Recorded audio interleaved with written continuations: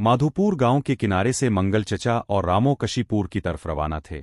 रामो को नौकरी की तलाश थी, मगर आसमान पर गहरे बादल छाए हुए थे और बारिश किसी भी वक्त बरसने को तैयार थी। रास्ते में रामो हंसते हुए बोला कि बैल तो इससे भी ज्यादा सुस्त हैं, मगर मंगल चचा के चेहरे पर फिक्र नुमाया थी। वो बार बार खबरदार कर रहे थे कि ये जंगल और ये मौसम ठीक नहीं, खास तौर पर रात के वक्त। रामो ने उनकी बातों को हंसी में उड़ा दिया, मगर अचानक आसमान पर बिजली चमकी और जोरदार गरज सुनाई दी। बारिश तेज हो गई और दोनों को मजबूरना किसी पनाह की तलाश करनी पड़ी। इसी दौरान उन्हें दूर एक पुरानी इमारत में मध्यम सी रोशनी नजर आई। करीब जाकर देखा तो वो एक पुराना स्कूल था, जो जंगल के बीचों बीच वीरान खड़ा था। बारिश से बचने के लिए वो दोनों स्कूल के अंदर दाखिल हो गए। हैरत की बात ये थी कि अंदर कुछ बच्चे बैठे थे और एक मास्टर जी उन्हें पढ़ा रहे थे। मास्टर ने उनका खैर मुकद्दम किया और कहा कि ये जगह हमेशा मुसाफिरों के लिए खिली रहती है। रामो बच्चों के साथ हंसी मजाक में लग गया और अपनी बहादुरी के किस्से सुनाने लगा, जबकि मंगल चचा को सब कुछ अजीब और मशकूक लग रहा था।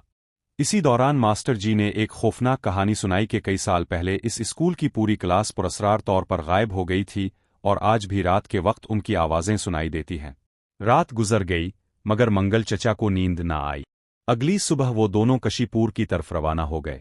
रास्ते में भी मंगल चचा को मास्टर और बच्चों के रवैये पर शक था। कशीपुर पहुंचकर वो एक चाय वाले के पास रुके और रात का जिक्र किया। ये सुनकर चाय वाला हैरान रह गया और इसने बताया कि वो स्कूल तो कई सालों से बंद है और वहां के मास्टर और बच्चे एक हादसे में मर चुके हैं। ये सुनकर दोनों के होश उड़ गए। हकीकत जानने के लिए वो गांव के सरपंच के पास गए। सरपंच ने बताया कि सालों पहले मास्टर ने बच्चों को स्कूल में कैद कर लिया था, जिस पर गांव वालों ने गुस्से में आकर स्कूल को आग लगा दी।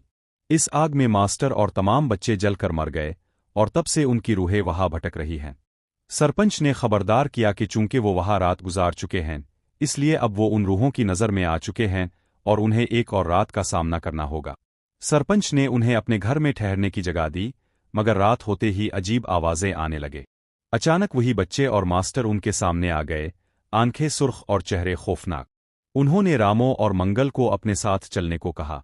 दोनों ने बहुत मिन्नत की, मगर वो साए उनके करीब आते गए और आखिरकार उन्हें अपने अंदर समो लिया। अगली सुबह पूरे गांव में खबर फैल गई कि रामो और मंगल गायब हो गए हैं।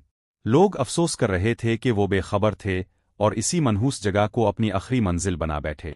इस दिन के बाद वो स्कूल मजीद खौफनाक बन गया, जहां हर दीवार और हर कोना अब भी उन चीखों की गवाही देता है और जो भी वहां जाता है वो कभी वापस नहीं आता।